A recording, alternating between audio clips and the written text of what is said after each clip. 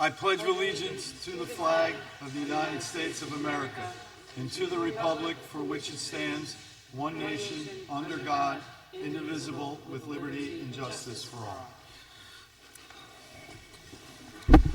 Thank you all for coming out this evening. I appreciate it. We moved here because we were concerned about the amount of room we were going to have at Town Hall. So I appreciate the rec department setting up the room this evening and helping us out on that. And so first, sorry?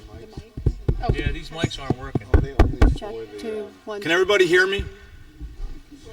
Yes? Test. All right. Test. I'll yell a little bit. I did plenty of it on Saturday, so I'll do it some more. So we're going to start out with stormwater management update from our Natural Resources Officer, Max Garfinkel, and Ron is going to assist. If you guys want to just step up here.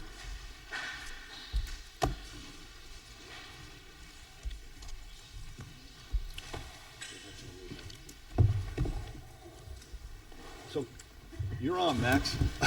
Yeah, so thanks for hearing me. And I know we had this originally scheduled for a month or so ago, and Ron and I had put together a memo kind of updating the board on our current ongoings with the stormwater program in Philipstown, and updating the board a little bit on after our initial meeting with most of the core members of that group that we had discussed forming a couple months prior to that in front of the town board at a workshop, which we kind of deemed the Stormwater Action Group, which swag, yeah,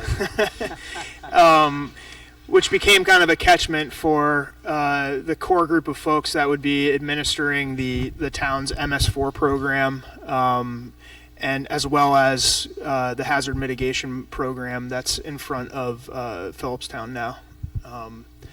So could you just highlight what MS4 is for the town? The MS4 program, and I can hand this over to Ron too, just to fill in any gaps. But basically, the MS4 program was created in 2008 by the DEC. At a high level, it basically allows the town to discharge untreated stormwater into the waterways of New York State, and allowing the town to comply with the Clean Water Act at a national level, and the New York State's water regulations at a state level.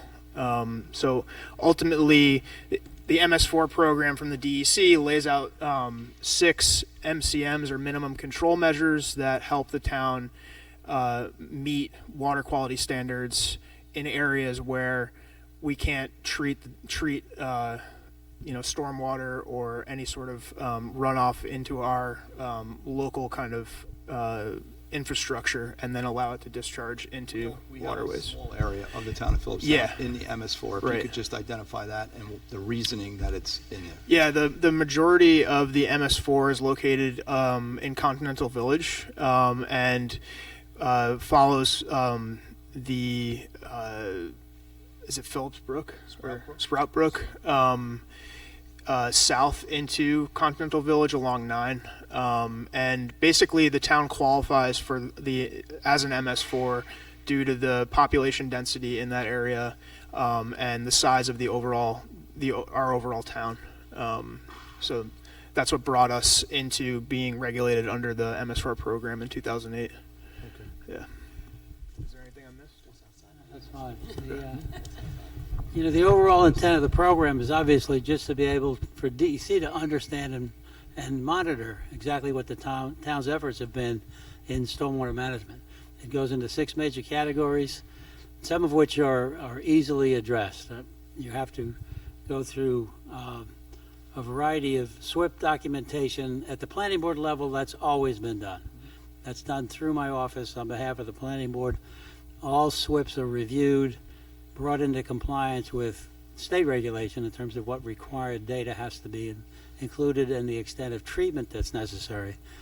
And in highway departments and in other areas where there's not an identified applicant, the town is responsible to maintain records as to what they're doing to clean up catch basins, monitor, clean up swales, things of that sort. And the basic intent of the program is just to ensure that there is compliance being accomplished based on this regulation that's been effective since 2008. Part of that regulation requires the town to annually file reports with the state. Those states are, the reports are being filed, but there's no identified individual that's responsible to monitor and secure the records that are necessary to accurately prepare those reports. So currently, it's falling on Max with Right, assistance. typically it has fallen on, prior to Max, it was Dave Klossel, the wetlands inspector, that's now come under Max's domain, but he has no authority to interface with other departments that has to provide data as part of the 6 minimum control measures. So Max attempts to get the data that he needs, files the reports as best he can, or prepares the reports as best he can. They're reviewed with you, they're eventually filed with the state. But the data that's being provided is not well being recorded by the different departments. This all fell on Mike Leonard. Yeah, Yeah. yeah. Once upon a time, and Mike was very good Yeah, at, did it all. at Yeah. attaining compliance with everyone pulling in the same It direction. was a big event for him when we had those public hearings. That's right. That's right. But, so that's the basic intent. I think if the town recognizes the obligations you have in the filing of that reporting, and it's just been expanded now because FEMA has come through with hazard mitigation plans that must be filed. That's administered through the county. The county's leaning on the town to provide that data within your locality. And again, there's no unit responsibility. As you indicate, I assist as I can with Max, but you need the departments all pulling in the same direction as well. That's been the thrust of the prior documents we've given to the town. It's the thrust of what we passed out tonight, to give you better understanding of what your obligations and needs are to make sure that these things are being done to the best of the town's ability. And this role, as you pointed out, in other towns is an appointed position that's funded. It's not part of the natural resources officer's assignment at all. This is something that's above and beyond. Very typically, for those localities that are large enough where they have an engineering department, Right. there's assigned staff. Well, you're our engineering. There you go.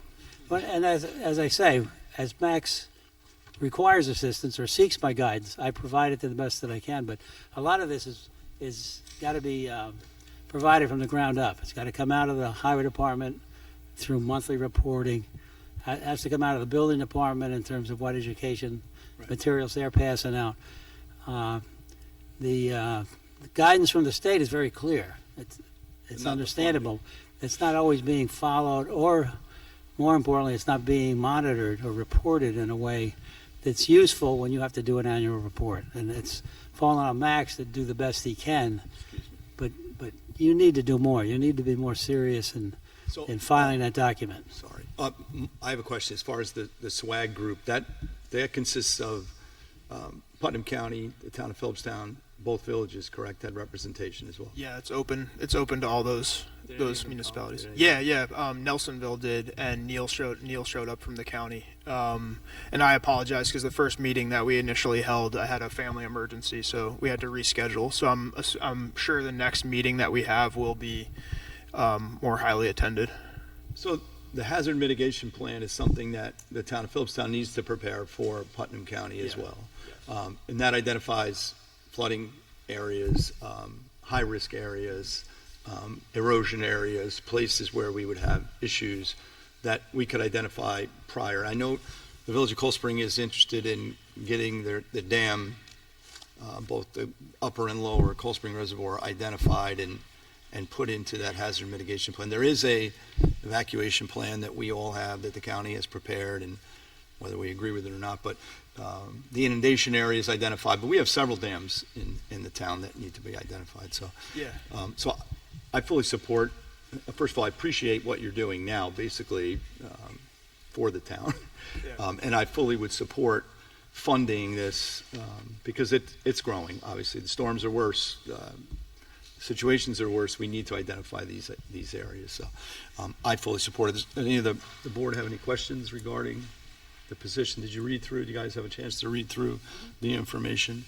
Yes, it's a lot of responsibility, so thank you for taking this on, Max. Yeah, and it's been a collaborative effort, and I really appreciate Ron's input and being available as well. That's been very extremely helpful, and also the highway department's availability. That's been extremely helpful. But it's really, like Ron was saying, fine tuning some of the things that we're doing currently and formalizing it in a way that's up to standard. So it's really a collaborative effort between you, the building department, and the highway department in order for it to work properly. Right. And you would oversee and handle the paperwork. You're estimating how many hours of additional work? I think it'd probably initially be about 4 additional hours of work a week. As a rough estimation, there probably would be it would balance out to something like that, I would assume, in this initial year, and then in the future we could scale back down once we have brought everybody up to speed and standard. Once there's a template. So Yeah. So about 4 hours per week. That's a quick question. Sure. First, I was proud to be assigned to the swag team, which for Philipstown, which happened when I think I missed a meeting. But I was I was very proud and thankful for the work Max is doing. So, quick question: so the MS4, that is mostly around Continental Village. How is stormwater regulated outside of the MS4? Is that a different? I believe that the MS4 regulations apply to the entire town. That's how we've always treated interpreting the code. So any sort of development project that would enact a stormwater plan, a SWIP to be designed and prepared for a development project, whether that be a residential or commercial facility, that's outside of Continental Village, would still fall under our stormwater code section of the code and be regulated in the same capacity.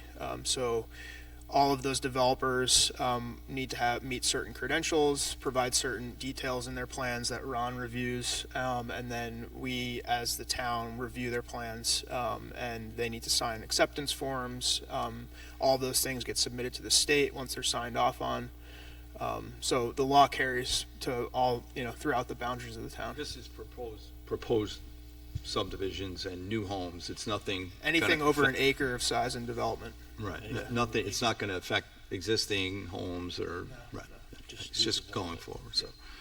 And Max, if part of the work was identifying like the key culverts or catchment areas and making sure they were maintained, or how would that work? Do you think that would help? I mean, John mentioned frequent washouts, frequent storms. Would that help as a side benefit?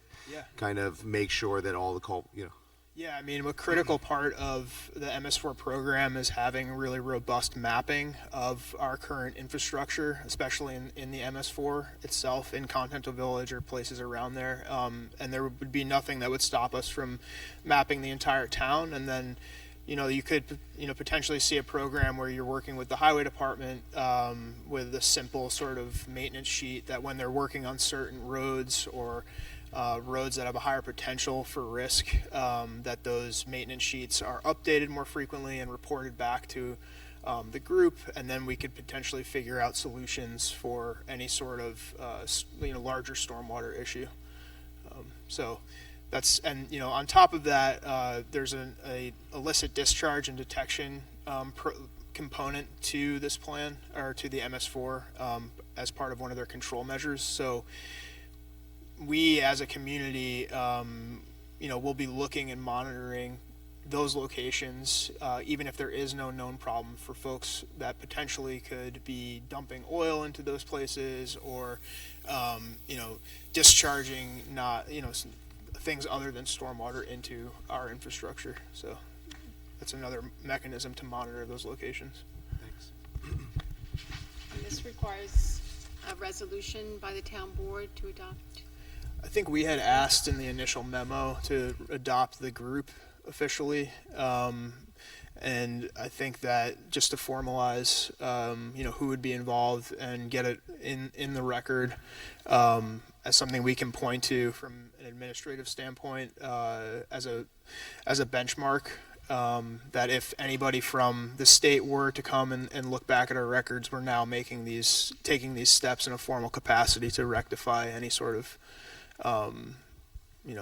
less, what would you say? Like, No, it's exactly as you say. it doesn't require a formal resolution. The intent is really to understand there should be some individual identified that has responsibility to accomplish this, and then also is provided with a reasonable budget to accomplish those tasks.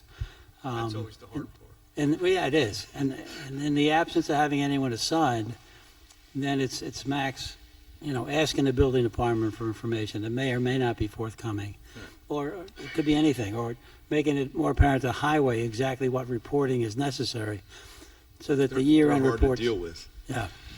So it's those kind of things. It starts with just identifying a responsible individual. And are the quarterly meetings happening now with the highways department and buildings? Yeah, we just started. The next meeting will be probably in a month or two. And we had our initial meeting a month or so ago, and so they will be present, I'm sure, at the next meeting. Great, thank you. Anything else? That's good. Thank you, gentlemen. Thank you. Thank you so much.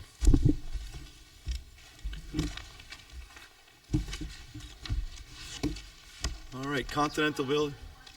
I'm sorry, we're not taking questions at the moment, but we will. Thank you. Continental Village Park District. Is anybody here from Continental Village Park? I don't see Mike Phelan, but my appreciation to Mike for putting together the budget, and it looks like we have a reduction in their budget. So anybody have any questions regarding Continental Village Park District?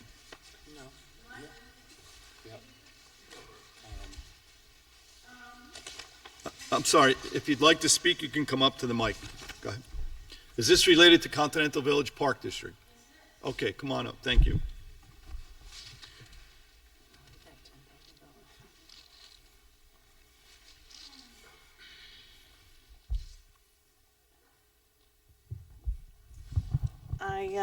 I'm Kathy Corey, and I have lived in Continental Village for 40 years. We have a wonderful resource, the lake. When it was originally built, the houses were close to the water. Many of them have substandard septic systems. I was wondering if the stormwater people were aware that the state has money, and I know Lake Oscawana is using it, to bring these septic systems up to a better condition so that it doesn't interfere with the lake. I've mentioned this to Barbara Nancy Montgomery, but I haven't heard anything back. And also Spy Pond, which gets full of algae because the people's septic's in the backyard.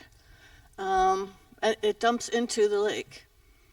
So wondering if there's a way to get Spy Pond not to dump into the lake, because that causes more problems with our lake, besides all of the fertilizer and everything else that comes down from Sproutbrook down into the lake.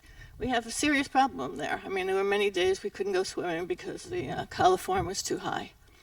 And if there's a state program that can help us, I would hope that we could look into that. Okay? Thank you. Appreciate it.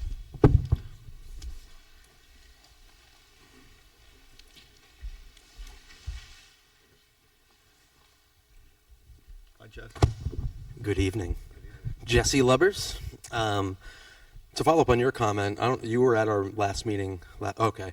We have been dealing with a Spy Pond issue as a POA, and we've been talking because Spy Pond is technically in Cortland Manor, and the deputy superintendent is offering their help in looking into managing Spy Pond, because apparently that person has experience with lake management at another place.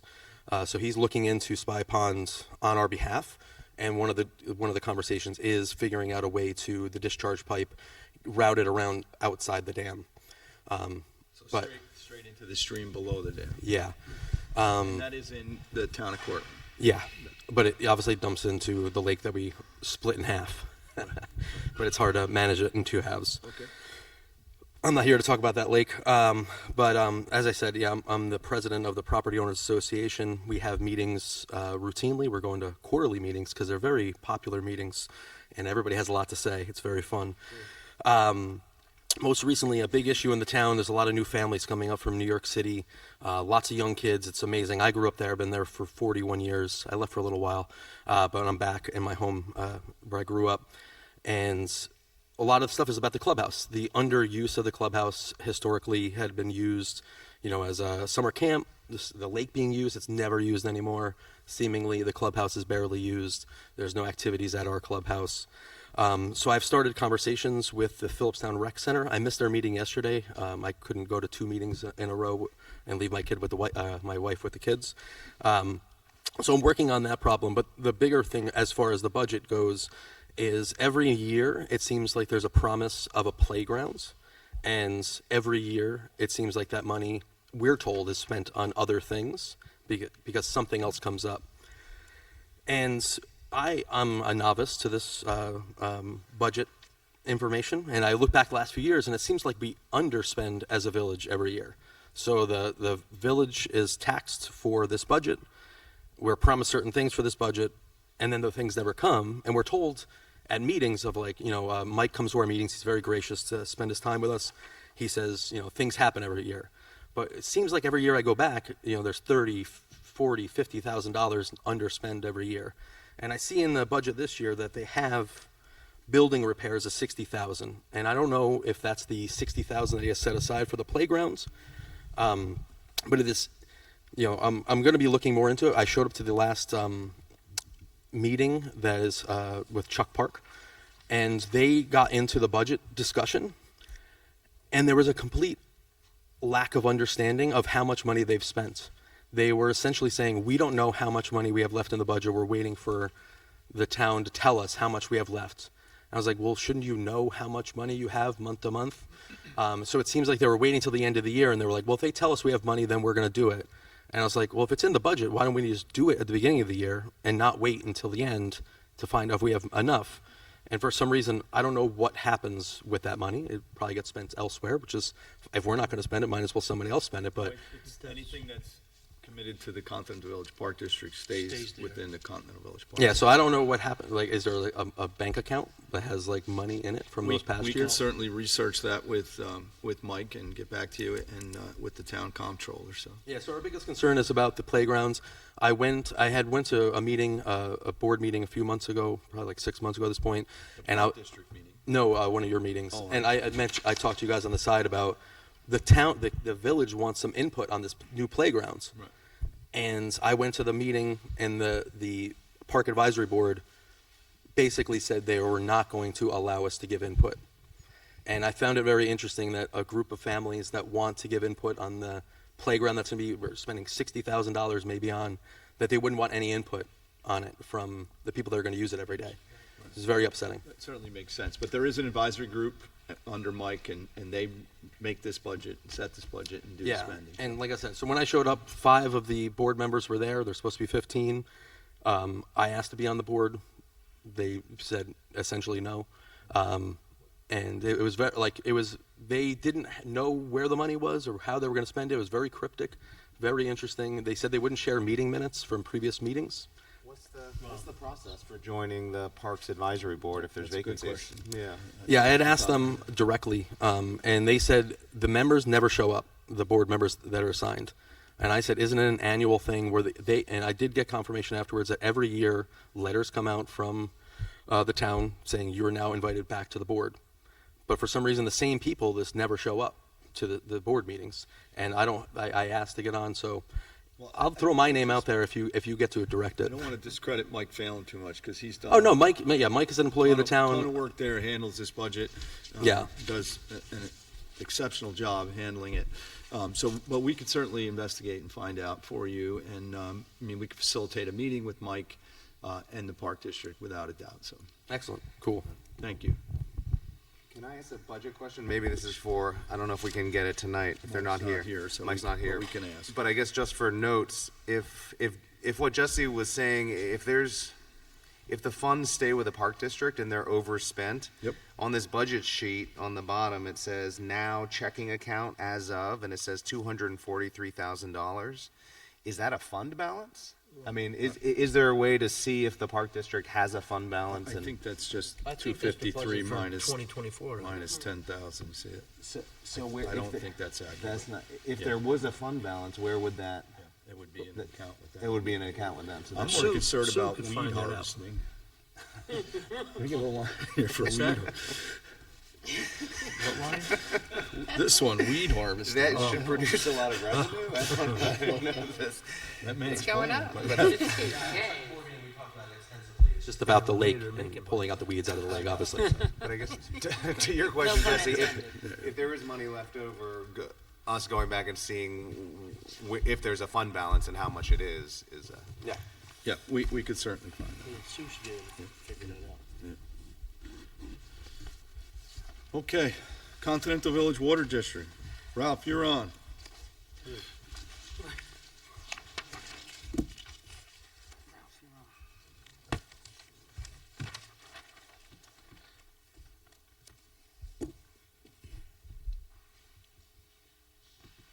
How can I help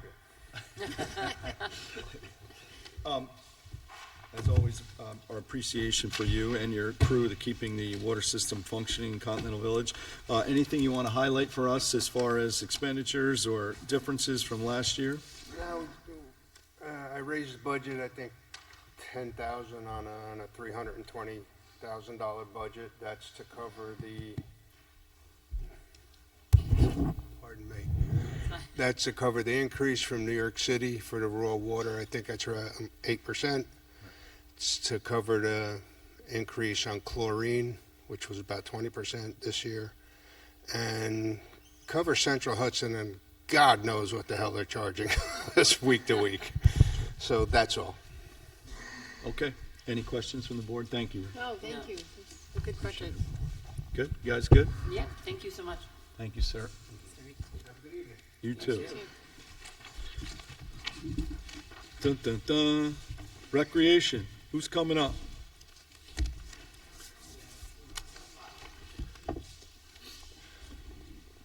No Claudio, then we'll be here all night. Claudio left right in time. He- I thought he was gonna I stay see his for- jacket. I think it was-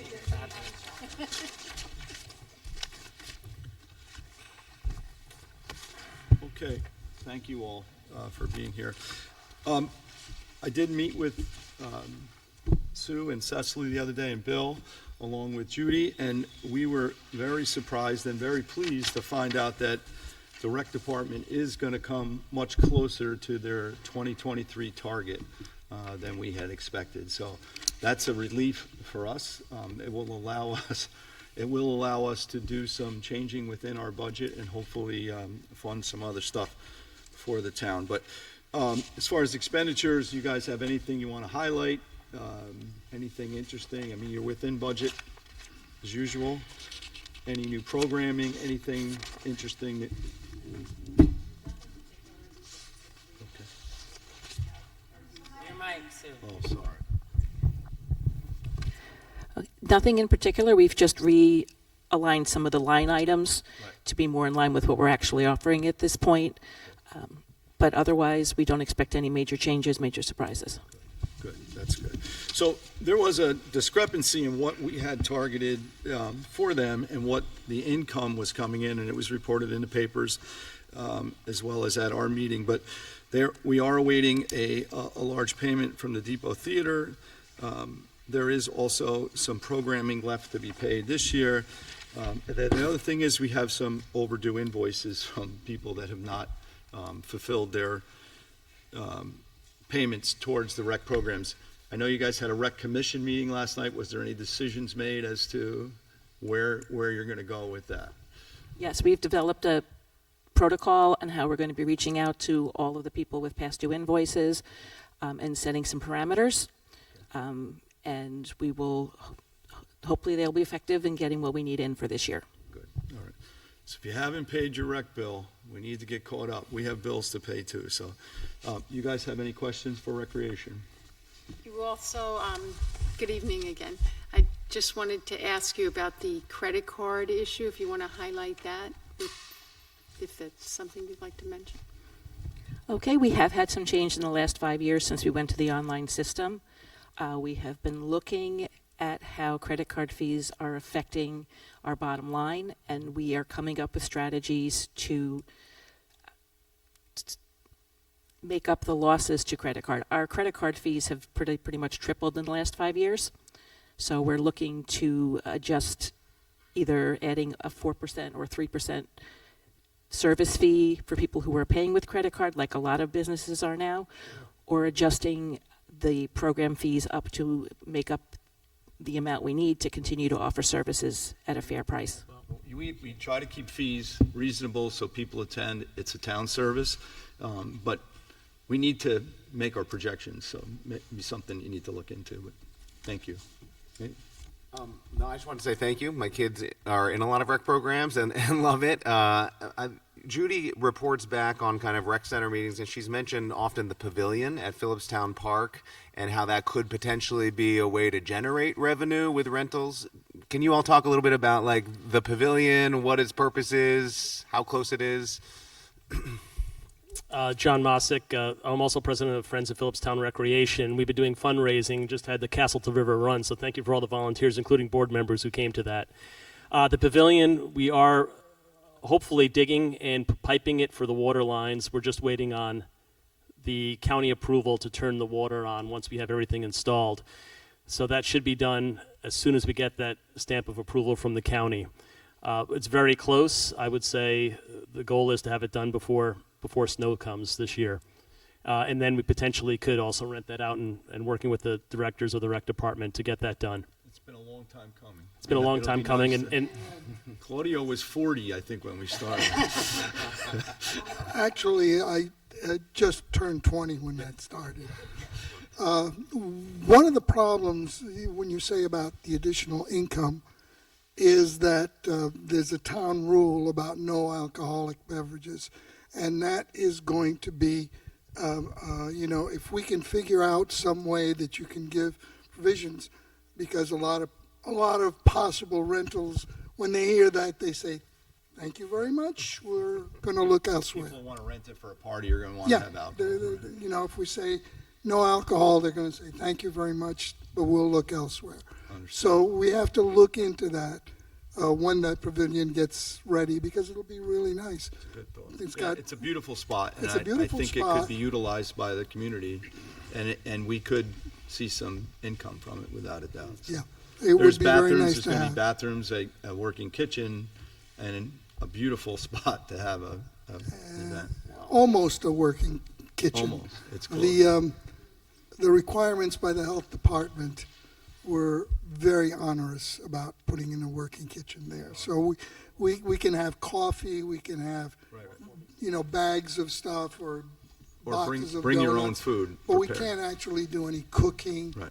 or food preparation there because People could bring food. though. You can bring Yeah. like crock pots. Similar to the way the Crock pots, firehouse yes. does. Yeah. Yeah. All right. Anything else?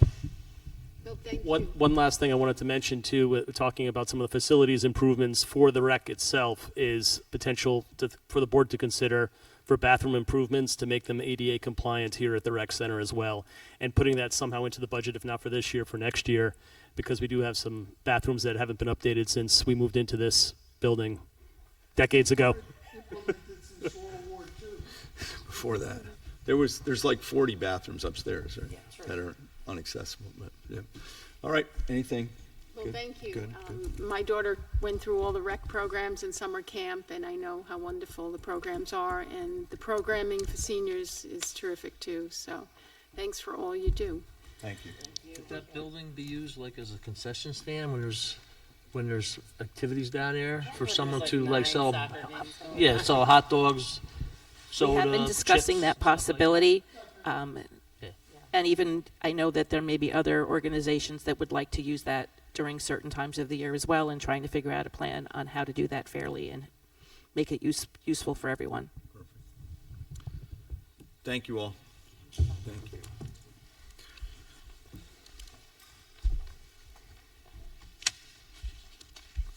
You're up.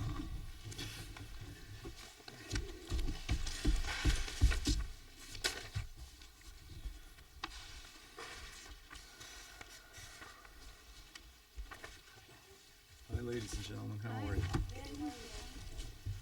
Thank you, Maureen, Terry, and Adam for coming out. So we can go through your budget. Anything we need to highlight? Obviously, people are here this evening about the paving, the not paving, the surfacing, the resurfacing. You know, it is a working workshop for the town board, so we will look through. We're here to listen. Our job is to listen to our constituents, and we will listen. You know, ultimately, there will be a resolution, passed or not passed, to pave certain areas of the town that we have identified to be problem areas and chronically a problem area. Part of it is East Mountain Road South going into Wikipe, but that will be for the 2024 calendar year. We do have some money left over in 2023, and we're looking to hard surface 2 roads in the town of Philipstown. One being Indian Brook Road from just underneath of the overpass of 9D to the top of the hill. It's a chronic washout area. If you drive that road, you'll understand. The other area is a section on Lane Gate where we have pavement, and in between we have dirt, which is a problem for maintenance. So we're looking to do those 2 projects this year. The drainage is in place. We will do a resolution at our November meeting. These are areas that are chronically an issue for the town of Philipstown, and there are others. And as I've stated over the last couple months, it's time to address them. Ultimately, these are roads.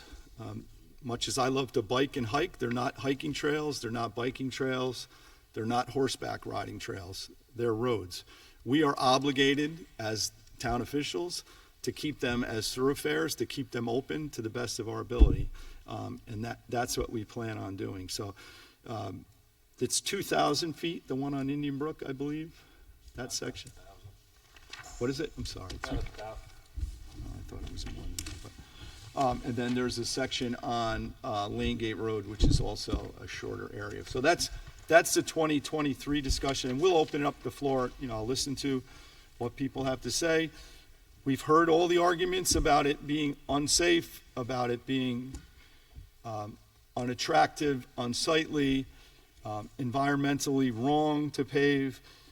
We have several case studies: East Mountain South, East Mountain North, Esselborn, South Mountain Pass, Avery Road, that have been paved. I haven't seen an increase in accidents. And listen, an accident can happen on any road, whether it's dirt or pavement.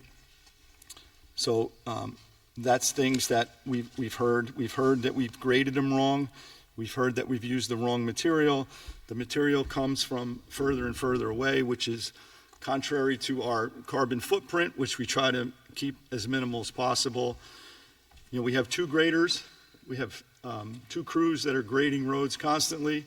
The reason we have monies left over this year, we haven't done the projects that we had scheduled for 2023 and even going back years before that. So, and that's basically because we're doing nothing but road repair, fixing roads that are washed out. So we'll go through our budget, any of the highlights that we need to touch on, and then, you know, we'll let you guys, if you have anything to add, and then the board and whoever would like to speak.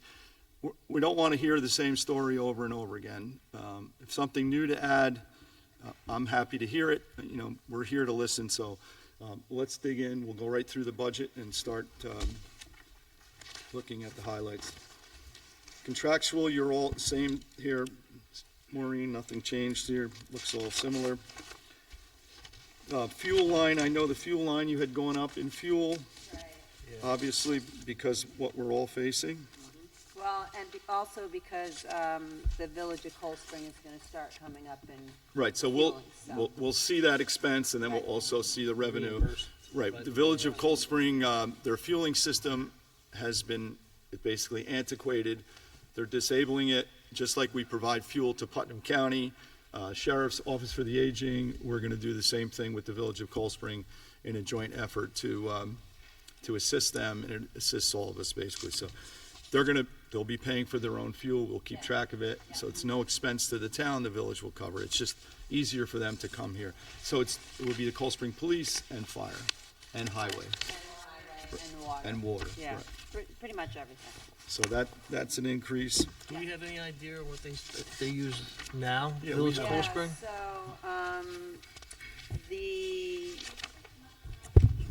the gas for, the village is like 9,000 gallons of gasoline and, about 1,700 of diesel Okay. gallons, so. it You is, said you know, what it 9,000 is. gas. How much diesel? 1,700? Around 17, yeah. Yep. Between 17 and 18. Thank you. As far as the salaries go, we still need to negotiate that out. We've had some preliminary discussions, but we'll finalize that after we have to do it by the weekend, so you guys can get that to us. And the radios. Sorry. Oh, I'm sorry. That's all right. So as far as capital improvements, you want to go through those quickly? So capital improvements, let me get to that page. Oh, sorry, I'm not used to this kind of thing. Okay, so capital improvements, so that's, we want to do some resurfacing. Yes. So you want me to say what roads we want to do? Sure. Okay, so we're thinking about Knollwood, Barrett from Beale to Fishkill Road, Stagecoach, Trout Brook, and then you got your East Mountain Road down there. See how that works out. So in a portion of that comes out of CHIPS. We are budgeting a portion of that, but there's no guarantee we'll see CHIPS for 2024. And that, we've put in, for that, we put Lane Gate and Indian Brook, whether or not, Right, if we do it this year or next year. right. So it's there. Is that just for resurfacing? Is that what we're in? Those were resurfaced. All resurfaced. Indian Brook and Lane Gate, that section would be new pavement. That's new pavement, yeah. Yep. Any questions on that? Yeah, just a few quick questions. So first, on the top, just to make sure. So on the top of there was a capital improvement on South Mountain Pass from Dushan property to Westchester line for drainage. That's crossed out. Yeah. So does that mean that's not now slated for 2024? Right. And Adam's been kind enough to walk that stretch with me. Yeah, no, it's not being done. And I guess the second question, that's a drainage project, and we've had this conversation before. Is it always the case that when the town is going to do drainage work, because John, you mentioned that some of the paving is following drainage, does paving always follow drainage? Not always. No. Not always. So there are some, in that case, would paving follow drainage? Or how do we know what the plans are? Well, we would just lay the plans out right from the beginning. So we were going to do drainage and pave it. Okay. Not Adam's. I mean, Adam would make a recommendation, yes or no, and it would be up to the town board. Okay. And that's just a design of the drainage system going in, whether or not Regardless, right. And then just the other question, I know, John, from the budget sheet we have, and I'm going to have lots of questions, but I appreciate all you do, and it's hard. Your Adam and the highway department is so hardworking, right? It's hard to pin you down. Not right at this second, but just so in terms of the list of roads proposed for paving, have some of them come off? So John mentioned a few. It seems like there are a few others on this list. What list do you have there? So on the bottom here, the needs to be tweaked. Other roads are being talked about, sections being paved. That's not what you should be looking at. We have this one in our folder. Yeah, Okay. that's Okay. an old one. This lists the resurfacing. Okay. And it lists, sorry? Okay. What? You got It's right here. Hello? Okay. Thank you very much. So these are just the two for 2024. Yeah, Okay. yeah, that's all been changed. Okay. There's two for 2023 are Indian Brook and Lane Gate. 2024 would be 1 mile proposed of East Mountain Road from Okay. box 930 to 1137, which is the steeper section. It's 1 mile of 2.4 that's dirt. So there's Lane Gate and Indian Brook. We would like to do it this year, but if it's not feasible for the paving company to come out, then we're just getting gonna. close to the end of the paving Yeah. season. But depending on the weather, it could be, Right. it could be a spring thing with monies from 2023. Right. Okay. Anything else we need to hit on, Maureen? Let's see. So this will be the first, you see, you have a note here, this will be the first year we're fully on the new propane system. Right, so that's yes. So we don't know really where we're gonna go with that. Exactly. Right. Yep. Hopefully, the building will be a little more efficient than Yeah. the old one was. It's great right now. We love The it. wind used to blow through the old one, so It's should super. work better this year. And then as far as purchasing, the line,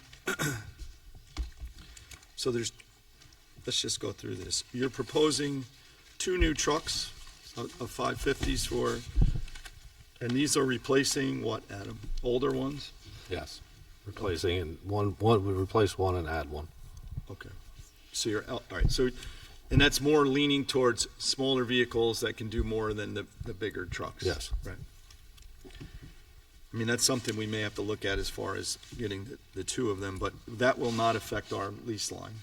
No, it's the lease line's always been between 150 and 155. flat. So yeah, like right now, I think So it's like 154. what came off, Maureen, that would allow that?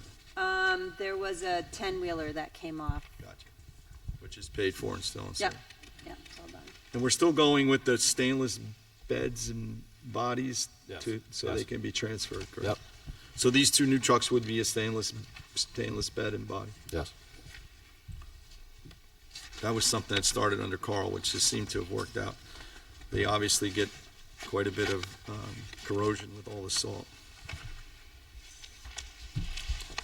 Okay.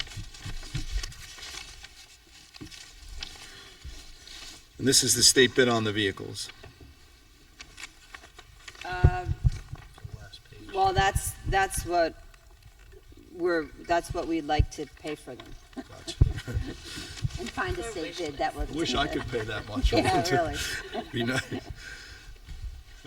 You know, it's just hard to find them now. They're not even, they're really hard to find. Yeah, with the auto worker strike, it'll probably. Right, that's not helping, yeah. Okay. Any questions from the board? Well, these seem reasonable. I'm just wondering, given that, we're in such a tight budget year, are there any savings that could be achieved with the vehicles that you foresee going forward, or? Well, I opted for the 2 smaller ones because the price on a bigger one was almost $400,000.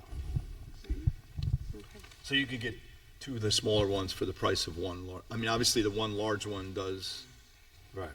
more, although plowing-wise, it's probably similar. They probably handle a similar Yeah. size plow Yes. and probably just as maneuverable Probably more maneuverable. More maneuverable, I would think. than the big ones are. Big one. Is there a difference in the license requirement for the bigger truck? Yes, the bigger one you would need a CDL, the smaller one you do not. They don't. So even the 550 is under the CD? Oh, interesting. And I assume they'll have better fuel efficiency as Yes. well? Yep. Okay, thank you. Anything else? Okay, we're going to take questions in a minute. I've got a few questions, and this is where I apologize ahead, but these are a few questions just moving us into the spicy part of the evening, I'm sure, the paved versus unpaved part of the evening, which is a couple questions kind of as we're going down this road, because I know we all know that this is it's an issue that a lot of people feel strongly about personally. And so I guess I would just, to give a little context, like I personally, my personal perspective, I'm a dirt road lover, right? I'm a dirt road enthusiast. We live, as Adam knows, about 10 feet off the South Mountain Pass, so we're very close to the dirt road. So, and I love it for some reasons that are probably aesthetic, personal. I love it because people are starting to cut through and speed. But at the same time, while I'm a deep dirt road lover, at the same time, I'm noticing that there's a lot of dust. coming into our house. I also love the environment, and when I go hiking, I notice a lot of item 4 washing off into creeks. And so there's this kind of mixed issue of dirt roads, how much you love them, environmental impacts, cost. And so just to some of those, because John mentioned it at the front, like when the roads that are being slated for paving, it seems like there's an approach to look at roads that are frequently washing out, that are dirt. And so is there a way to track, or does the highway department kind of track, oh, these roads we're putting more item 4 on them, they're washing out more, we got to maintain them more. How do you decide which roads are washing out the most frequently and are the most, when you're thinking about what to pave? They had put together a huge list of, it was how many million? Yeah. I mean, it was post July 8th, so. Yeah, that was right after the. Right. That was a time when we lost a majority of them. I mean, there was a tremendous amount of erosion. Adam, we rode the roads that week. I mean, there was devastation everywhere. That's not your typical storm, obviously, but it still requires repair. And then we had a couple subsequent storms, weeks in a row, and it seemed like we were putting them together and they were gone. But so there was an ultimate list of, I don't know, how many roads did we have on there? Probably 15 roads that, and identifying, I mean, not the entire distance of these roads, but certain areas that over the years, they're going to have to be addressed because the frequency and the severity of the storms just keep getting worse. I mean, and it's taking it to the river. Through, I mean, you look at the streams along Phillips Brook, Sprout Brook, Indian Brook, it's full of item 4. Clove Creek is full of item 4. So ultimately, the list is long. We have 33 miles, I think 33 miles of dirt road currently. I mean, there's no way that we could facilitate all of it, but these are ones that have been identified that have the drainage in place already that can be done for 2023. And in 2024, East Mountain Road's going to require a drainage plan as well as, a pavement plan. But I will say that when the guys come back on, they what they've done for the day, we put them in a Excel sheet, like a database kind of thing, and it and we have been breaking it down into sections of roads. Previously, that wasn't done. It was just Lane Gate Road, $60,000. But now we're really trying to break it down by mailbox numbers or pole numbers. So as we go along, we're getting more and more, not precise, but, we can figure out what, It's a little more fine-tuned. Yeah, and plus you kind of just know where these spots are because you're always going there. It's like. Falls come in. Right. Constantly. Yeah, so. So question on item 4, so I know from kind of past discussions that item 4, John says, getting more expensive, it's coming away, but I also know that what's in the item 4 is kind of critical in terms of if there's binding agent and if it's sticking to the road and if it's, creating less dust and less prone to wash off and lower maintenance. Is there any data or information on what we're buying and what's in it and if there's enough binding agent and how we think about that or how you all think about that?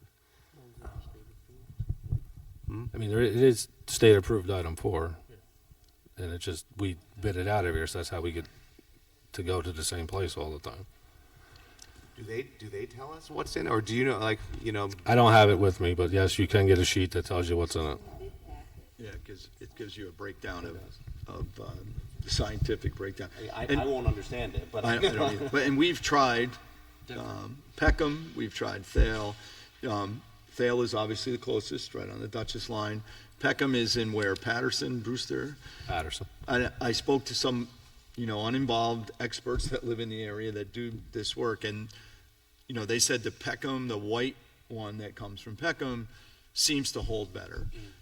However, though, when it does erode, then the woods are full of white material that we get phone calls about that said, oh, now the woods and the streams are full of this white item 4. The other thing about the white item 4 is what I learned today was it's denser than the one that we're using. So when you're buying this stuff by the ton, you're paying more per ton for it, and there's less material because the density of it, so it doesn't spread as far. So, and it's 30 miles away, 30 miles away. So it makes it, we're held to state bid as to what material we're using. Thank you. Yep.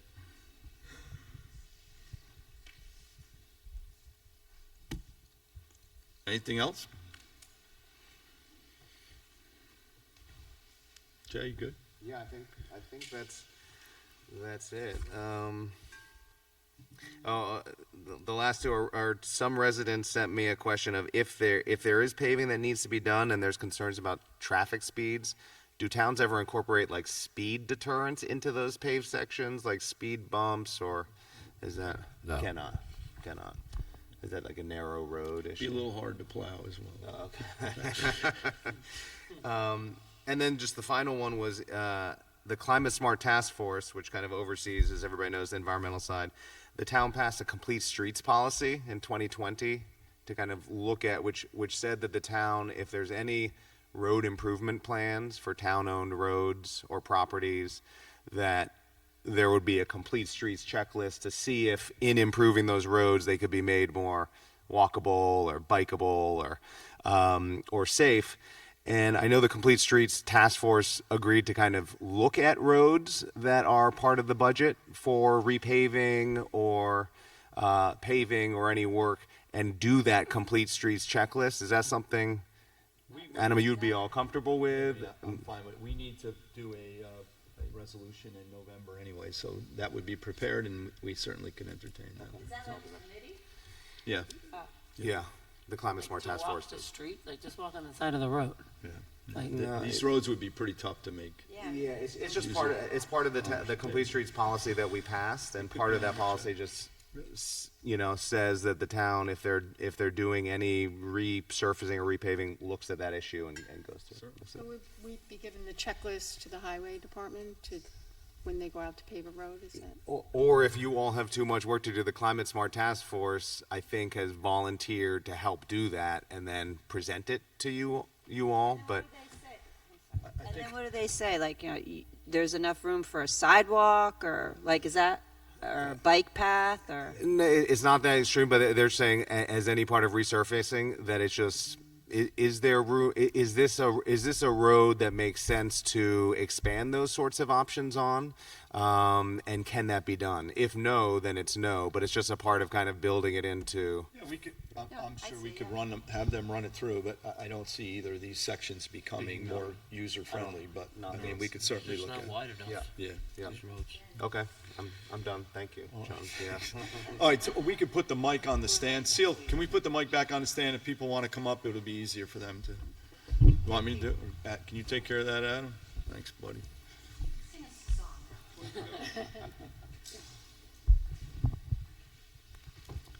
We could put it over there. Oh, but- he wants to put it Oh, over by there. seal? Yeah.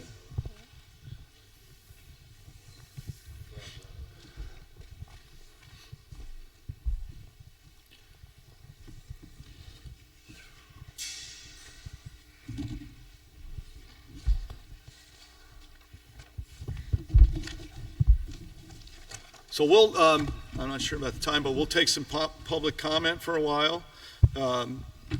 Like I said, let's not just keep saying the same things over and over. We've heard a lot of it, but we're here to listen. So if anybody would like to step up, I guess everybody. Yeah.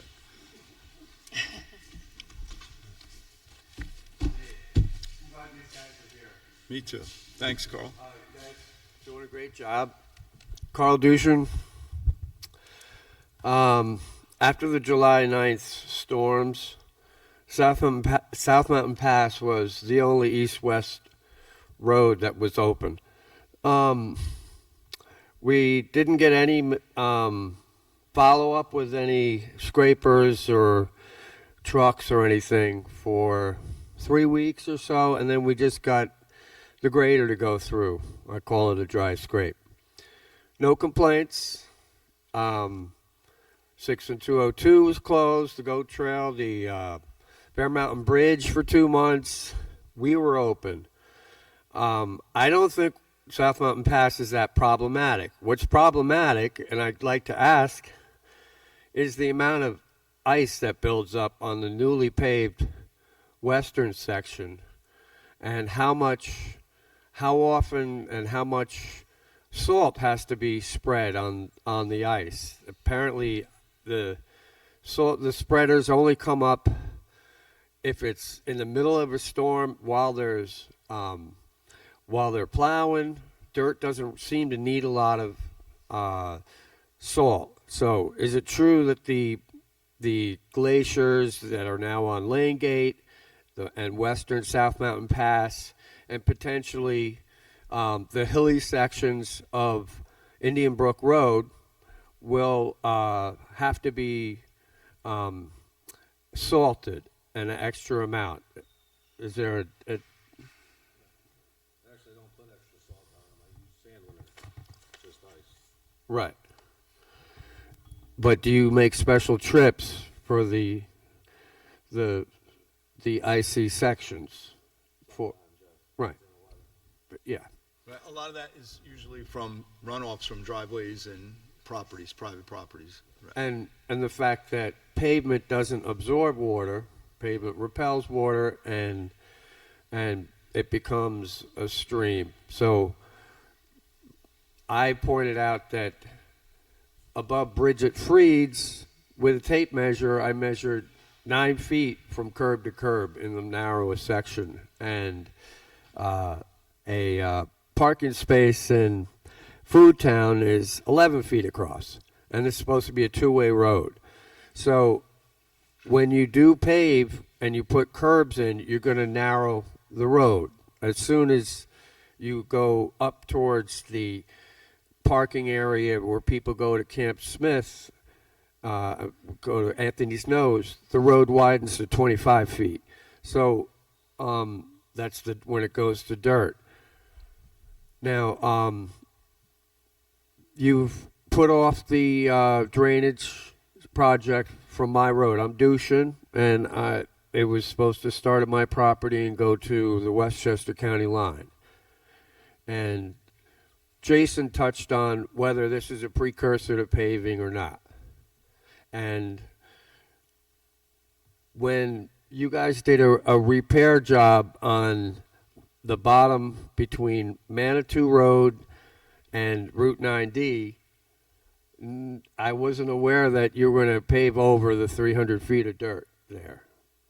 Was that a quick one, a fast one? I mean, do we talk about that because there was 300 feet of dirt, and it got paved over, and I don't know if there was a public discussion about that or not. Probably not. Okay, thank you. Thanks.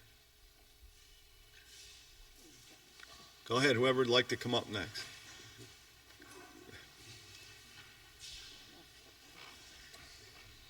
Hi, Dennis. How are you? Good evening.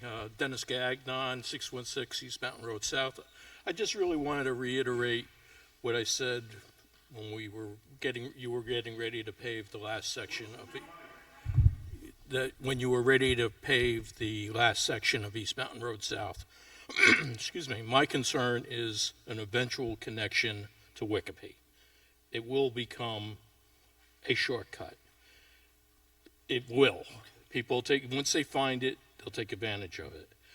The road's going to get wider, higher speeds. I've been finding my house getting closer to the roadway as it stands now. So it's a concern. That's all. I just wanted to reiterate that. And I understand the budgeting problems and the repair problems and everything else. So thank you. Thank you, Dan. Thank you. Just to be clear, we are not connecting East Mountain North to, there's no intention of connecting East Mountain North to Dutchess County. I did a rudimentary research thing the other day. Timing, I sat at East Mountain Road and Route 9, Googled Lime Kiln Park and Ride, 13 minutes on Route 9. One sec. I drove over East Mountain. It took me 23 minutes to do the same trip. So we're changing 1 mile of that roughly. So I don't think it would make, there's 2.4 miles that's unpaved on that trip. I don't disagree with that. Yeah. You're absolutely right. That park and ride is really underutilized. People coming from Philipstown really don't use that. They'll park up at Dutchess Mall. I was just using that as Yeah, I know. access to 84 But that's, because I that's understand you're not where the shortcut's going to come into play regarding that as being the target. So where, I'm sorry. Where would, It's just got from the Wikipedia East Fishkill area. People aren't going to drive from Philipstown over to that park and ride. So that's just Thanks, Dan. my observation. yes.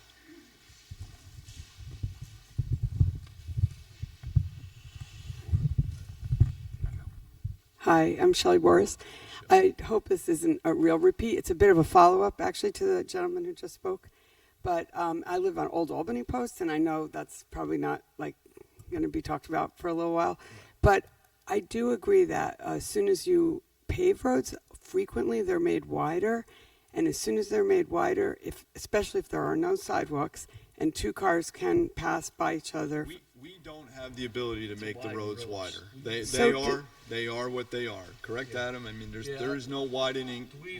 Does it seem like, okay, is it possible that they seem wider because, Yes. in a way, because of The shoulder's not because eroding. the shoulder's not eroding, but the eroding shoulder is actually controls the speed of traffic. So I'm just here not to, even though I am totally in love with the dirt roads, Right. I'm actually suggesting that you consider, if they are paved, that you keep them narrow, really narrow with pull-offs, because people do with GPS not know where they're going, and they do find themselves on back roads all the time. I understand. So if you can't do speed bumps, keeping them narrow with pull-offs and making them super inconvenient, maybe people will not use them. Inconvenience is our specialty. Yes, Mr. Juby. Yeah, I'm Bob Juby. I live at 977 East Mountain Road South. My main thing is, I sent you the letter the other day. I'm happy to walk the road with you again, by all means. Yes, we did it a long time ago. Yes, we did. Adam, I want to thank you again for coming up and we worked on it for an hour, looking at the road. We found some things that I wasn't aware of, and I think there were some things that Adam wasn't aware of. What I'm basically asking is, since it's not going to be paved until 2024 at some point, we have an opportunity. These 3 spots, I've told the people around us, if this doesn't get resolved, it's going to get paved. Right. There's no question about it. It was going to get paved. And I've said that well before this whole thing came. I didn't even know about some of this stuff, early on. I've analyzed these roads. I understand them. I've been up there for 45 years now, whatever. And what I would say is these 3 things, if we fix the things that are in that letter, it may change the way this road really acts. Those are very clear they're the root causes. You can look at causes, and I've done a lot of problem solving in my day. I've taken a lot of courses, and root cause analysis is very important. And that's what I was looking for, the root cause of these specific issues, and Adam and I found them. I'm more than happy to bring Ron up, and Adam, we can walk the road with you, or we'll walk the road with whoever would like to, and we'll take a look at these areas. Regardless, whether it's hard, be done anyway. Right, if it's a hard surface or dirt, drainage needs to be improved. Right. We know that, and that's why, it will go to a civil engineer, whether it's Ron or an independent engineering firm for proper review, but I'm happy to take a look at it with you. A little something that came up earlier on the conversation about signage. If you go up into Clinton Corners up in Dutchess County, sure, there are a lot of very, very narrow dirt roads and some very narrow paved roads. Right. And at the entrance of almost every single one of them, it says 1-lane road. Right. And it makes you pause before you race off and go up onto that road. And We certainly could post I travel those roads a lot. We just meander around, and they're almost all of them, the real narrow ones, they say, one-lane road. Well, now that Nancy's not on the board any longer, we can put signs up. Oh, okay. She had a thing against signs, but we don't have to tell her. And the other thing is that when we had that really bad storm, whatever it was, late July, early August, whatever it was, yeah. If you were to pave the road and not fix these problems, I promise you that pavement would have been in the woods. Right. We had boulders on the road this big. That's not our plan. No, I know. We No, will engineer it. But that's what I'm asking. Just if we can just look at these issues, maybe it will change the nature of the road. At best, this wouldn't be addressed until summer of next year. So this gives us a chance if we can get some of these things done. And Adam's already addressed a whole bunch of them for me, for the town, not for me, for the benefit. Appreciate it. So, No problem. Okay, great. We can That's it. schedule a walk. okay, yeah. You have my phone number. Just call me anytime. It's always around somewhere. Thank you. Thank you. Thank you.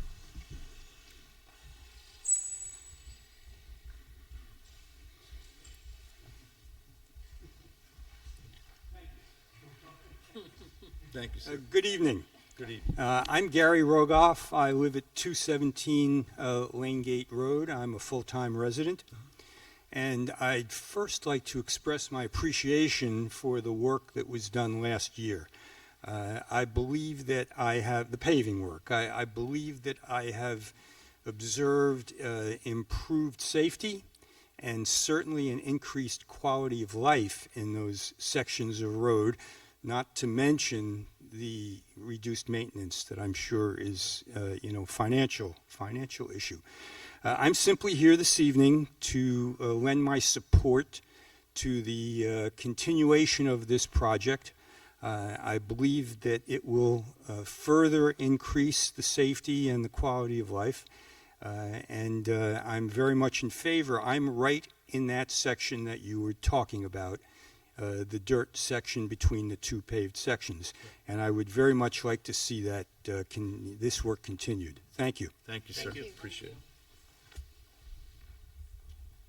Good evening. Good evening. I'll be brief. Alder 142 Lane Gate. Adam, we've spoken a few times. I'll be quick. I just wanted to say that I've only been up here for a few years. I am pro dirt roads, but I am pro paving of Lane Gate. My property spans about 1/3 of the area that is unpaved. It's washed out, I think, 3 times in 2 years when it's wet, and when it's dry, it is an air quality problem. I cannot open the windows in my house. So, thank you very much. What's your address again? It's 130 through 142. Okay. Thank you. Thank you.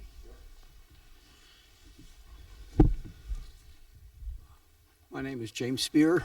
I live at 187 Lane Gate Road. I've lived there for about 40 years. I've, for 40 years, heard the pros and the cons, and I would like to say I'm clearly in favor 100% of paving Lane Gate Road.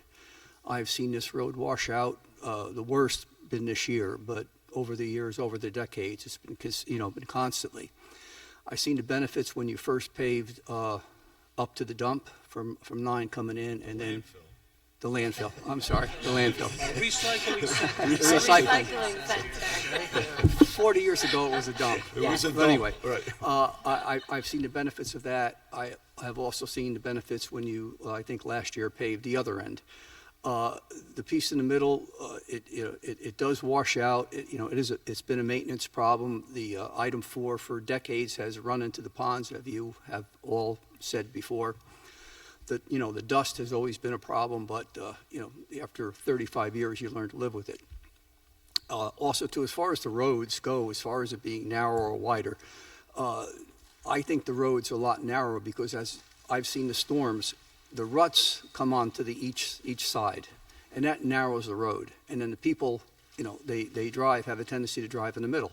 I see that causing more problems. I cannot count the number of times that I've ran up on the banks or into a ditch to avoid people coming around on the sharp corners because they drive in the center of the roads because the roads consistently wash out every time it rains.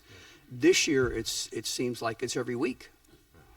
And I don't see how your maintenance department, who's done a fantastic job, could possibly keep up with it. I know there's a drain in front of my house. I clear this thing out, it's got to be 2-3 times a week this year. 7 rainy Saturdays in a row. Yeah, so I like to just sum it up that, we've waited for close to 40 years. Please do it. The quicker the better. I think it will improve Lane Gate Road. I think it's a benefit to the taxpayers as far as once the cost is done, it's done. I think it's going to be a much nicer area, the dust, everything. The ponds on Lane Gate Road, as you know, they fill up, as I said before, with the runoff. There's no way of stopping it. We have a small retention pond on our property, which is built in to buffer some of the runoff. But I've been clearing this thing out, almost seems like every other week, trying to keep up with it. So again, I've seen the evolution over close to 40 years, and I think I'm in a pretty good position to say that paving the remainder of Lane Gate Road will benefit everybody. And and I just want to say thank you very much for for doing it. Thank you. Thank you. Thank you. Okay. Whoever else?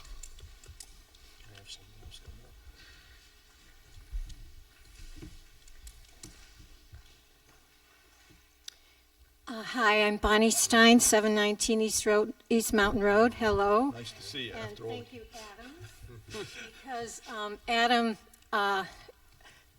replaced culverts that were desperately in need on East Mountain Road South, I believe in the spring, about a year ago, possibly, something like that. But anyway, it was really a fantastic way of helping to preserve that dirt road by putting in the proper drainage from the wetlands area into the lake at right on our property. Is this just past East Mountain North, that flat? Yes, Yep, it's I just always past assume. north. Yep. There's a small lake and Yep. there's the wetland, and the culvert had collapsed. Yeah, There were it turtles was stuck in soupy in there. there It for a was while. really a mess, yeah. And I have to say thank you in the past to Carl for who tried his best but didn't get to that job. Yep. This is a little high for me. I'm just going to do this. I just want to read a letter that several of us had sent to the board, just for the record. To the attention of the town board, we many homeowners, addresses below on Upper East Mountain Road South between Dennis Gagnon at the top of East Mountain Road South and Connie Mayer at the Dutchess border respectfully request Highway Supervisor Adam Hoteling, and the town board under Supervisor John Van Tassel review carefully its proposal to pave and hardtop the road all the way to the next county. We would prefer to maintain and preserve this dirt road on which we live in its long-standing rural nature, enjoyed by residents who walk, hike, bicycle, ride, and occasionally on horseback, not just in cars. We emphatically do not wish to live on a shortcut racetrack functioning as another faster Route 9 to and from Dutchess. Thank you for your attention, and there are 24 people who have signed that along the road. Thank you. Thank you very much. Okay. Appreciate it. Come on up.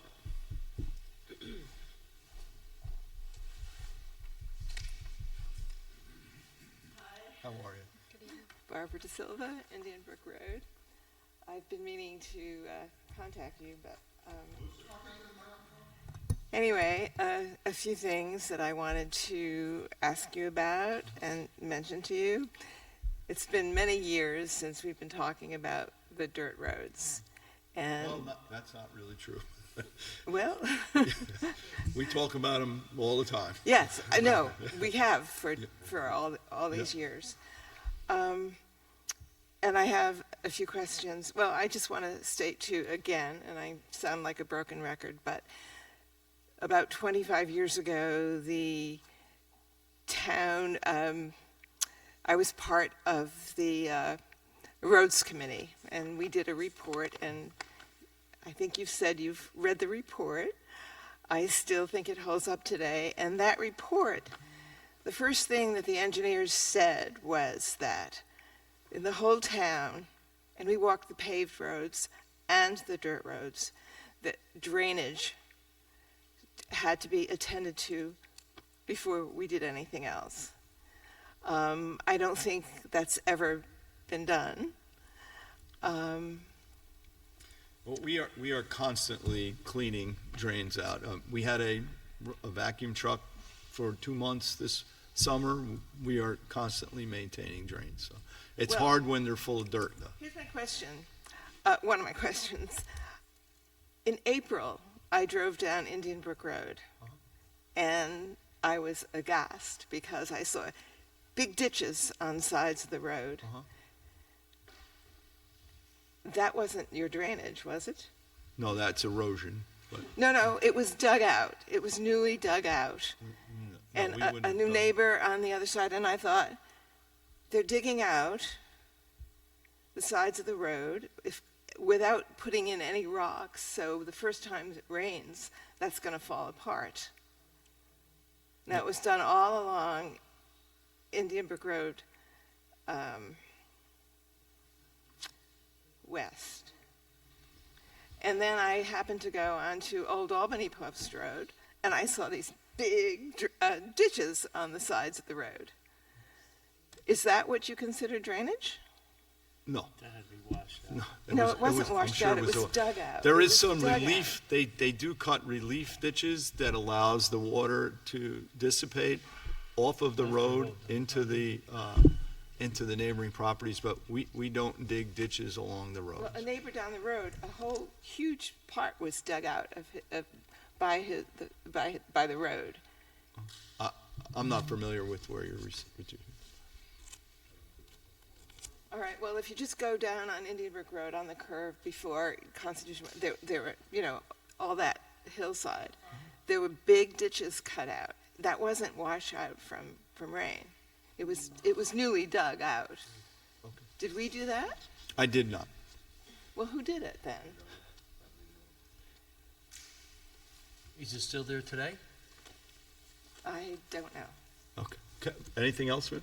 Yeah, well, I wanted to ask you about drainage. I mean, that's one of the things. Why have we never done drainage? Well, we do have a town engineer that designs drainage. Whether it's functional or not is based on the road surface. Anything we do plan on paving going forward will have engineered drainage on it, and they're successful. It's hard to maintain drainage if it's continually eroding, though. Well, I think we also gave the town information on how to do drainage, and I don't know that it's ever been done. I mean, if you can show me, I'd love to know.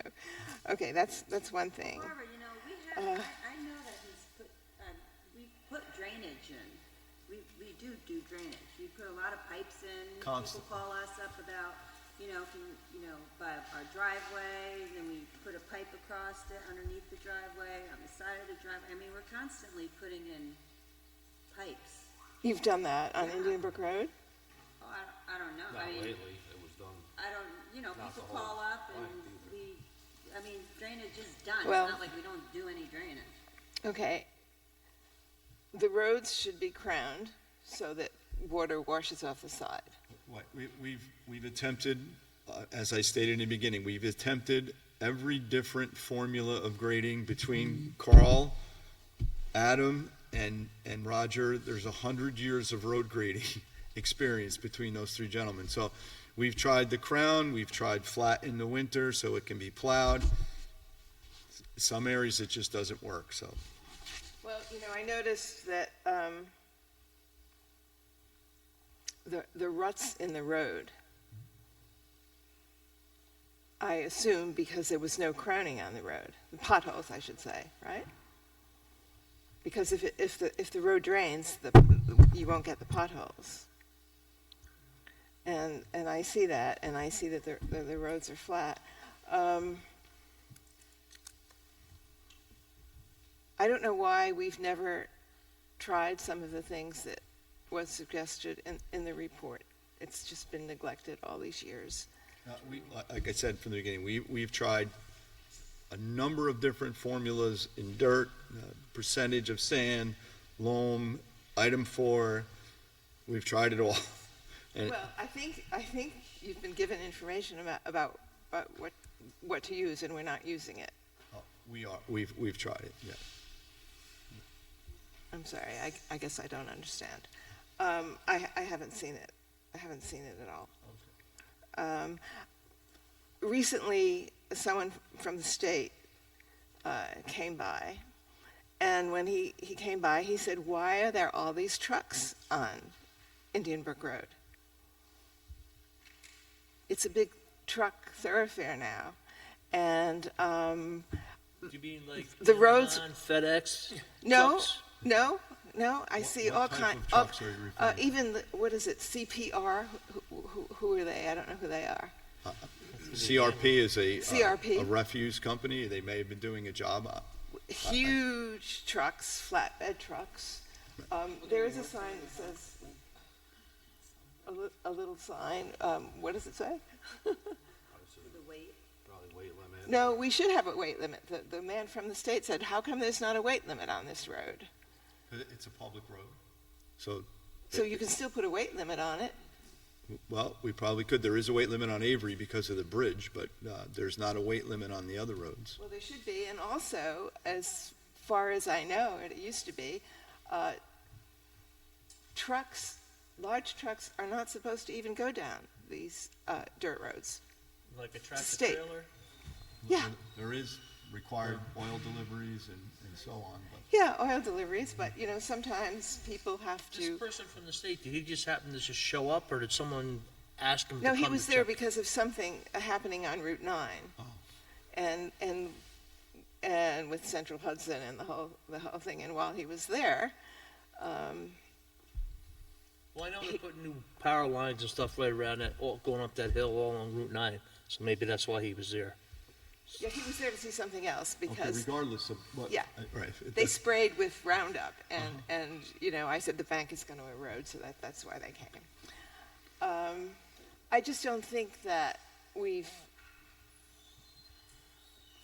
tried to do. I mean, there's always been this. People wanted the roads paved, and it seems like we haven't tried. We didn't do. We spent 3 years doing a report, and nobody's paid any attention to it. We didn't try any of the things in the report, and it's really kind of disappointing after all these years. Well, I apologize, but that was 25 years ago. We don't really have control over that, but. No, well, we've talked about it from time to time, but that report still holds up. And if roads, in it, they talk about cost, that if you do maintain a dirt road properly, it's much cheaper than a paved road. Okay, thank you. So Appreciate it. that's it. But the drainage, and I'd be happy to go with you on the road. I'd love to show you what I'm talking about. Yeah, sure. Can we Bobby do said that? he'll take a ride tomorrow. Take a look at it. Call me. I'd like to What's show your you. phone number? Well, we don't need to do that. We'll get it after the meeting. Thank you. Okay, thank Next you. up, Thank you. thanks. Hi, Andy. Hi, Andy Galler, How are you? Old Albany Post Road. I'm also on the board of directors of the Old Road Society. I'm not here to criticize. I'm here to make some suggestions. First off, I want to thank Adam and his crew for everything they've done. We're in a weird time now. I don't know why this year I decided I was going to measure precipitation. And up on the hill I live on, we're at 109 centimeters. That's almost 41 inches. The normal rain here is 44 in a year, and we didn't have a dry winter by any means. But what I'd like to suggest is, before we go on paving and arguing about whether we should pave or not pave, there is a science. It's also a little bit of an art, but there's a science to unpaved roads. 52 to 53% of all roads in the continental United States are unpaved, and many of these roads handle a large amount of commercial traffic used for oil drilling, for mining, and what have you. There are people out there that's all they do, and we should bring one of these concerns in to look at the roads and figure out what the best solution is. I have great admiration for Ron Gaynor. I've worked with him for 15, 20 years. but he's a general civil engineer. You know, if all of a sudden you needed heart surgery, you wouldn't be going to your internist or your regular cardiologist. You would go to a cardiac surgeon. And I would like to suggest that we look into that. I think it's very, very important. I think some of the things we'll learn is, for instance, if you look at a lot of the road damage that was done, Old Albany Post Road, a great example. We have natural open culverts on one side or the other. That's what's used on many of the roads in other areas. I agree with you, but there's Right. plenty of areas where it's bordered by stone wall. And, you know, it was also brought up item 4. Item 4 is standardized by each state, but I guess about 5 or 6 years ago, the old Road Society brought in an expert and looked at the material we were getting, and the problem was there wasn't enough fines in it. So I think, you know, again, a suggestion is it might be more expensive to get it from someplace else, but if it lasts, it's like painting a house. If Well, you use a better paint, I agree with you, and I remember when the engineer came, and he did produce a formula for us to use, and we tried it. I mean, this was, had to be 6-8 years ago at least. Yeah, it's this. When he was, were you on the board at that point? Yes. So, we did try it, and a lot of that solution was the Peckham item 4, which has got more sand, it's more expensive, and we're traveling 30 miles to get it versus right at the county line. So, but listen, we're still gonna have 33 miles or 32 miles of unpaved roads. I'm more than willing to explore a section. We tried this. I believe it was South Mountain Pass that was when Roger was the highway superintendent. As he was on, and we tried a section of South Mountain Pass. He had, or was it Carl? I don't remember. There was an area that we used the prescribed method that the engineer, the specialist, I think he came from, where was he from? He came South Dakota. South Yeah, Dakota. that's There you it. go. Can't So source he, look, we could try it again. We could visit. But what I'm suggesting is there are people that are more local than Ken Scorseth, that we look into that because, you know, I think there's a solution to a lot of this, and I think it's going to be easier and less expensive in the long run. I would love to take him on East Mountain South with Mr. Juby and look at the scenario. If we could get somebody, if you can get us a name, I'd be happy to entertain. And my last suggestion, which is very simple, we are in the digital age. We should be photographing the roads continuously. And it's something that I'm sure we could set up on one of your trucks where your driver, using a GoPro, it's just clicking along. Because I do think, Several maybe videos. I'm trained as a scientist and I want data, Right. but I think this is something so easy and I think it would help you over time, what's going on. Thank you. We have plenty of video of East Mountain South that was given to me by a constituent, so we can share that with you. Wasn't pretty, but yes, thank you, Andy. Appreciate it. Thank you. I just want to support, I mean, John's idea about having a test best practices We've done it. road. We've done And it. having that again, I think Sure. that makes a lot of sense. Yes, ma'am. Hello, everybody. Let me see if I get this right. Hi. I didn't get your name. Suzanne Pierce Dow. I live on Cutler Lane. That's just north of Travis Corners on Old Albany Post Road. First of all, I'd like to say that in the 30 years that I've lived here, that stretch from Travis Corners to Cutler Lane is the best that it's ever been. Well managed, taken care of when it's not. Flat. Yeah, and it's flatter. Flat. It's not crowned. Right. And No, it's I mean, not rippling. There's and- not a hill either. It's a flat. and whatever you're doing, it's fine for me. Jason asked earlier about what the item 4 is. We have Google. That's the good thing. So it says, item 4 is comprised of sand, dirt, and golf ball-sized stones.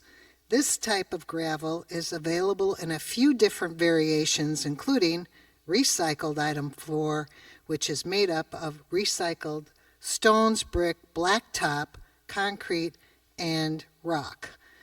So we were talking about, in the context, was that item 4 is going off into our waterways and eventually winding up probably in the river. Right. So in the spirit of, Maureen was reaching for a word of being more strategic or more efficient for the highway department.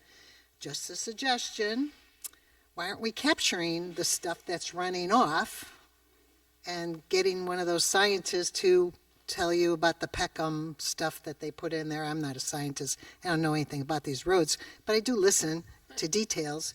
And so the details would be, why not recycle, especially all the stuff that's in Reese Saunders' former pond that has washed down that road into, that is no longer a pond. It's been a great catch basin for many years of item 4.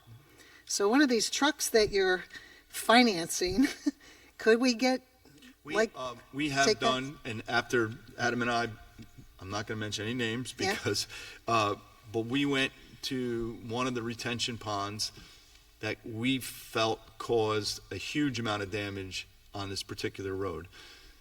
The resident has already dug that pond out once and piled the material up. We had to get not a court order, we had to get a written agreement from the homeowner to go on their property and excavate out the July 8th item 4 that was, or July 9th item 4 that was in there.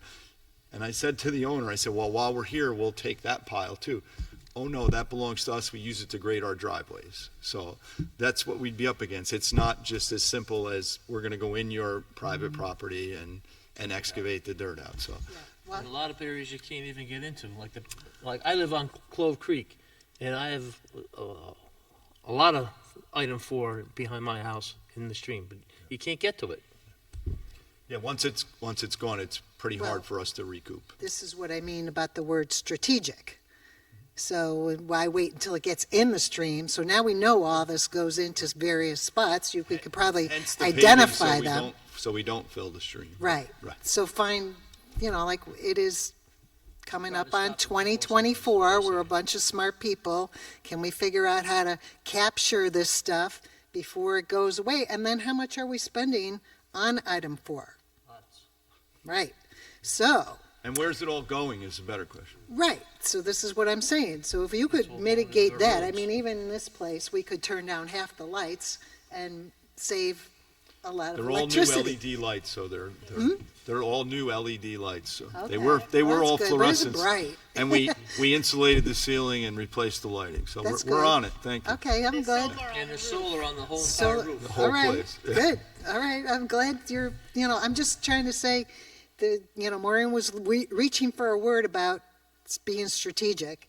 And this, to me, is a strategic point right here to capture that item 4 and, maybe mix in whatever is needed from there. So that's my part.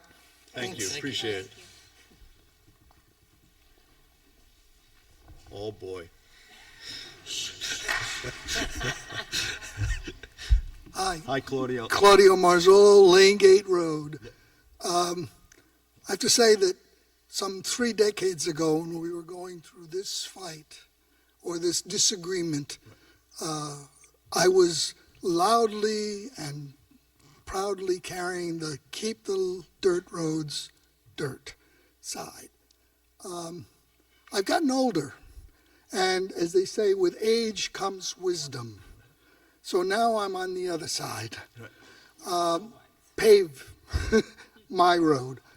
I live on a very steep hill, and in the past, the July 8th, was it, big flood or big rain, I would have been trapped in my house for 2 days, at least 2 days, till Adam showed up and filled the gully that was in front of my house. That didn't happen this time because we showed up at the meeting like this a year ago from Lane Gate Road and asked you to pave it. And you did. So I'd like to thank you for listening to the constituents and paving the road and now wanting to finish the job because I think it's important. I walk on my road every morning. I have not noticed any greater speeding. I've not noticed any greater danger. It works. When I moved here 46 years ago to the same house in which I'm now living, traffic was a lot lighter, and it was a different situation. Now we need the paving, and I thank you for considering it and for doing it. Thank you, Claudia. Appreciate it. We'll take a couple more. Thank you, sir.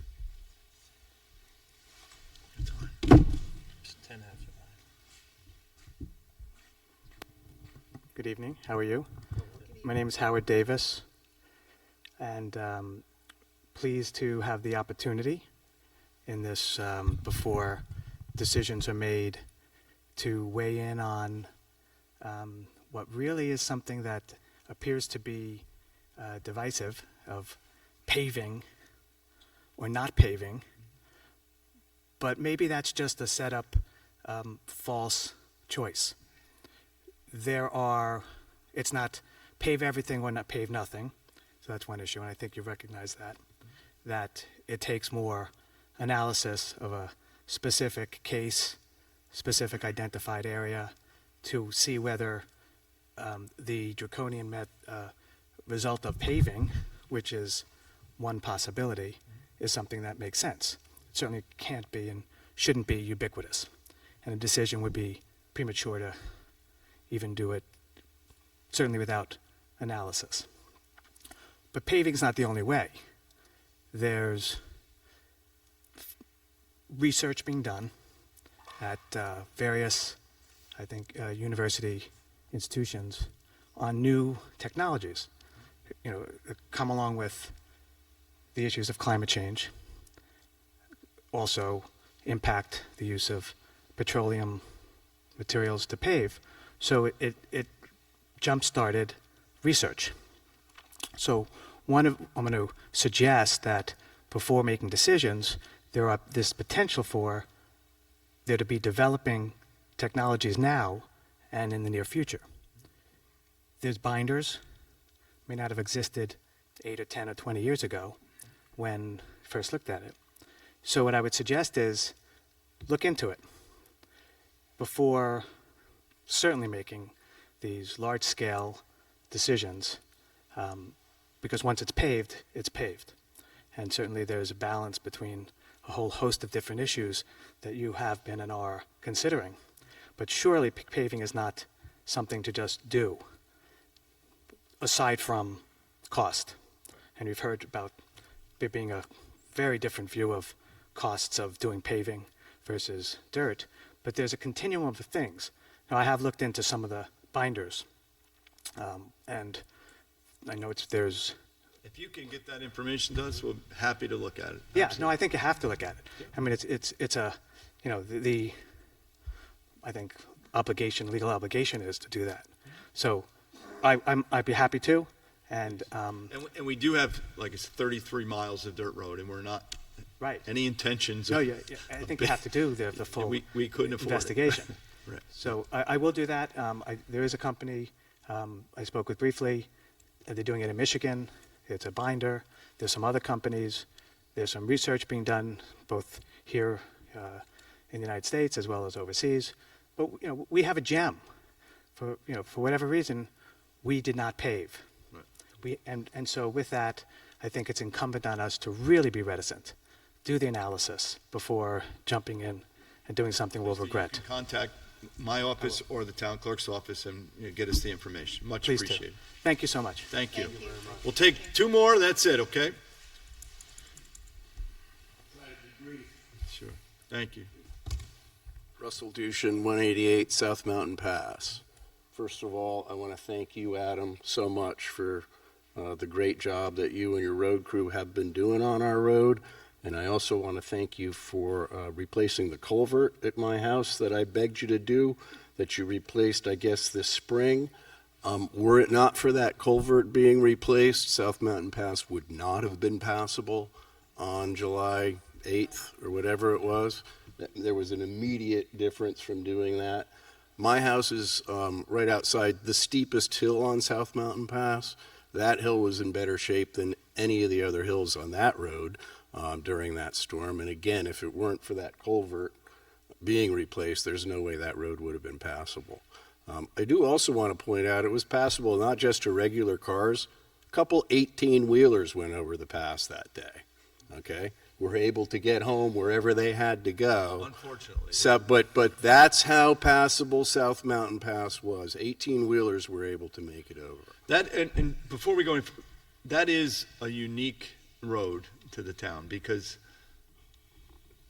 I believe that would become a commuter route if it were. There is no doubt. Because you surely know what happens on Friday we have signs on afternoons both when ends that 6 say and the 2 road is closed. I know. Still, And quite honestly, if you ever did pave that road, I would recommend that you pave half of it and shut it in the middle.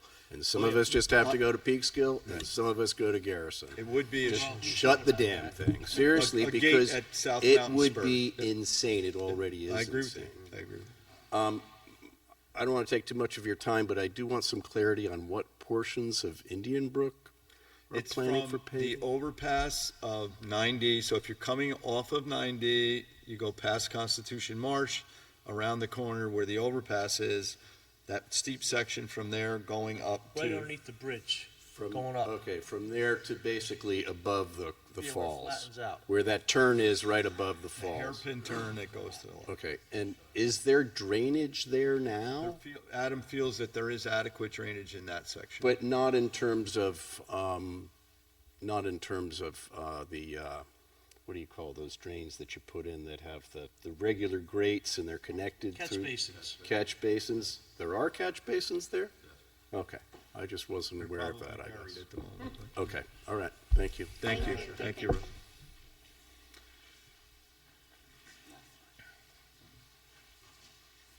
Hi, Richard. How are you? I'm good. I'm not going to repeat. A lot of great things have come up. Good. So I'm not going to get into it. Appreciate that. But I just want to emphasize one point that's important to me and is in disagreement with you. That's the job. I think that our dirt roads are not just for getting from here to there and shouldn't just prioritize cars. I think, first of all, the comprehensive plan talks about preserving our dirt roads because of what they serve. There's a movement all over the country to calm roads and to do different things to roads to calm down traffic and connect. There are narrow things, they put curves in them, they do all sorts of things in order to. Not picking up. I shut the There's switch. a time limit for you, Richard.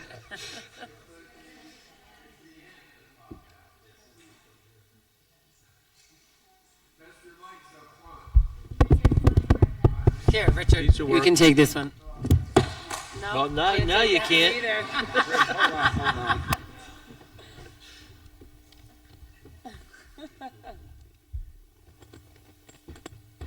That's on you, Meg. Oh, well. That'll be the first one. It's gonna dock your paycheck for that one. My paycheck.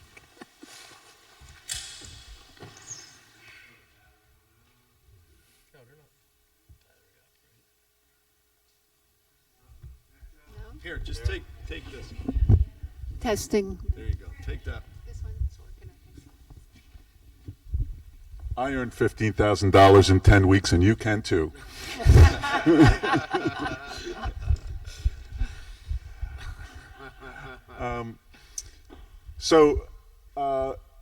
Anyway, I think it's important. It is an important place where I can meet my neighbors.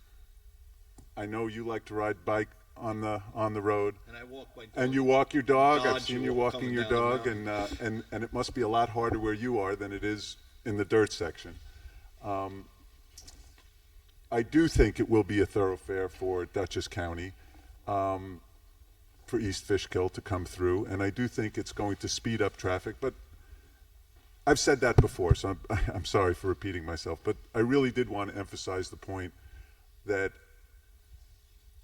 it's the primary purpose shouldn't be just for getting from here to there.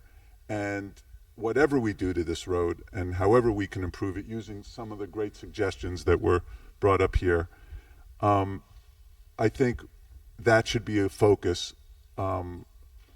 keeping the road calm, whether it means narrow spots with pull-offs for cars to go by each other rather than having it full width, or I know we can't do speed bumps, and I get that, but there are other alternatives to keeping the speed and the desirability to use the road down.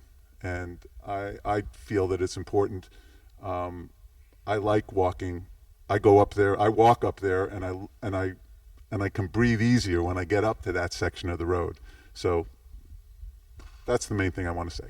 Thanks, Richard. Thank you. Oh, she already was up once. Okay, this is it. This make it a good Hello? one, because this is the end.